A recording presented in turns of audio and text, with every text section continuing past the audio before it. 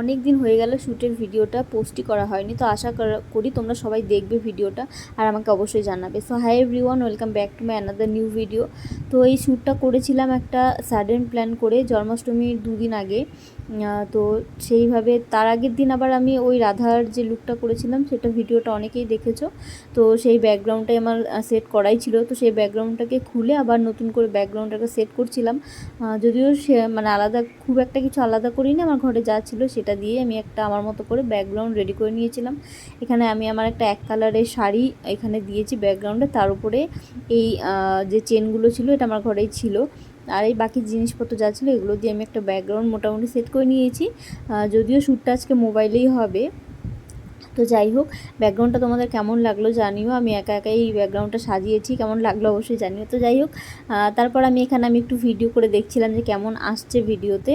তারপর আমি স্নান খাওয়া দাওয়া সেরে স্টুডিওতে চলে আসি। এসে সবার ফার্স্টে যেটা করি, আমি শাড়িটাকে প্লিটস করে রেডি করে নিচ্ছি।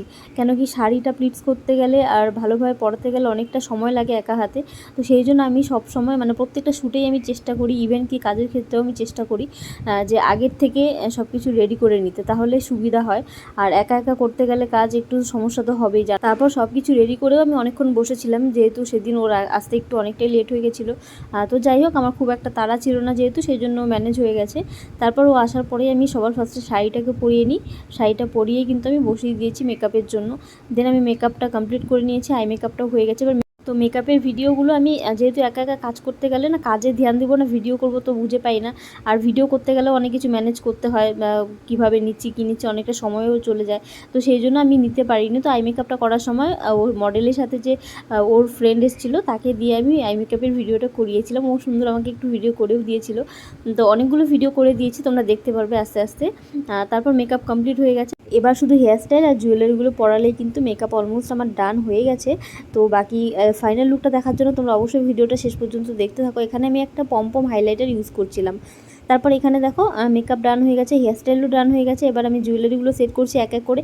এখানে জুয়েলারি ভিডিওগুলোও কিন্তু ওর ফ্রেন্ডই নিয়ে দিয়েছিল আমাকে। মেকআপের মাঝে এই জুয়েলারি পরানো বা আদার্স ভিডিওগুলো আমার খুব একটা নেওয়া হয় না, যেহেতু করে দেওয়ার মতো কেউ থাকে না। মাঝে সাঝে ভাবি করে দেয়, তো সবসময় নেওয়া হয় না। তো যাই হোক, এখানে মডেলও নিজেই জুয়েলারিগুলো হাতের পরে নিচ্ছিল, আর ভিডিওগুলো কিন্তু ওর ফ্রেন্ডই করে দিচ্ছিল। আমি অন্য কিছু একটাতে ব্যস্ত ছিলাম, তো ও নিজেই ভিডিওগুলো করে দিচ্ছিল।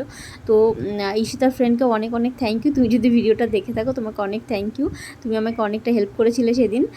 তো যাই হোক, ভাবি চলে আসে, ফটো তুলতে থাকে। আর ও হচ্ছে ও ঈশিতার ফ্রেন্ড যে আমাকে অনেকগুলো ভিডিও করে হেল্প করে দিয়েছে। Thank you so much again.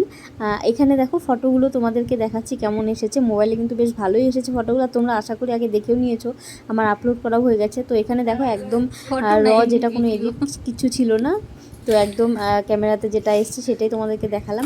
তারপর ওদের যেহেতু 9টার আগেই 9টার মধ্যে ঢুকতে হবে, তো সেই জন্য একটু তাড়াহুড়ো হচ্ছিল। তারপর আমি ভিডিওটা অফ করে ও শাড়ি গয়নাগুলো খুলতে হেল্প করি। আর ও কিন্তু মেকআপটা রিমুভ করেনি, শুধু হেয়ারটাকে ঠিক করে দিয়েছিলাম। ও কিন্তু মেকআপ নিয়েই চলে গেছিলো, যেহেতু অনেকটা লেট হয়ে গেছিলো। তো সেই জন্য মেকআপটা রিমুভ করেনি, মেকআপটা নিয়েই ও চলে গেছিলো। তো যাই হোক, শ্যুটটা ভালোভাবে কমপ্লিট হয়ে গেছে। তোমরা জানিও যে কেমন লাগলো তোমাদের। আর এই যে ফাইনাল লুকটা তোমাদের সাথে শেয়ার করলাম, যদিও আগে একবার শেয়ার করা হয়ে গেছে, সবাই আশা করি দেখে নিয়েছো। আর তোমরা যারা যারা নিজেদের স্পেশাল দিনে সুন্দর করে আমার কাছে সাজতে চাইছো বা আমার কাছে ক্লাস করতে চাইছো, তোমরা কিন্তু আমাকে স্ক্রিনে দেওয়া নাম্বারে যোগাযোগ করে সিট বুকিং করতে পারো আর তোমাদের ডেটগুলো বুক করতে পারো। তো আজকের ব্লগটা তোমাদের কেমন লাগলো অবশ্যই জানিও। দেখা হবে পরের কোনো ব্লগ বা ভিডিওতে। ততক্ষণের জন্য সবাই ভালো থেকো, সুস্থ থেকো, আর আমার পেজটাকে ফলো করে দিও। টাটা বাবা।